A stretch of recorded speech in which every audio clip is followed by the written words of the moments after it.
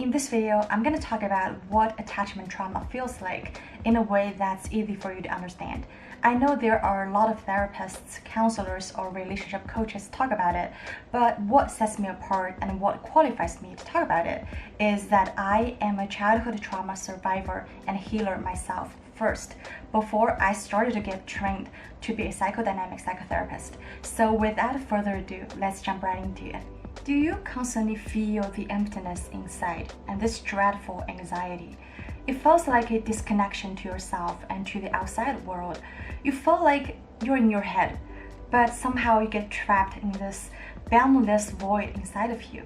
And what I just described is the biggest symptom of attachment trauma. For many years, I tried to figure out why. I tried to figure out this feeling. So I asked around. I asked many people, including a lot of therapists, and they told me it's a lack of sense of self. I got it, but I didn't really get it. After years of exploration and healing myself, I gradually started to grab a sense of what it feels like, and now I'm going to explain it to you. This feeling of chronic emptiness and the feeling of drifting, the anxiety that you couldn't really connect to your body and to yourself, can be traced back to the earliest relationship you have with your mother.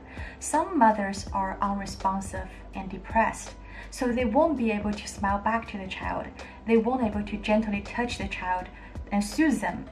And the baby couldn't really have a sense of existence because they couldn't develop this bodily felt sense of self.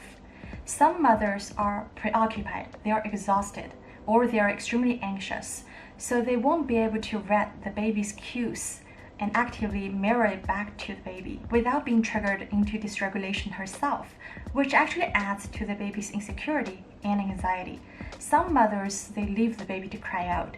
They treat the baby harshly or just disappear, causing an abrupt attachment bond break, not to mention further neglect or abuse throughout the childhood. All of which I've just mentioned can create this feeling of void in us, and we continue to feel it without being able to identify what exactly is it, or how can we change it, or is it normal to feel it. Lack of attunement, mirroring, and positive responses can do more damages than you think, because oftentimes it's unconscious for us, and we wouldn't really take active actions to fix it.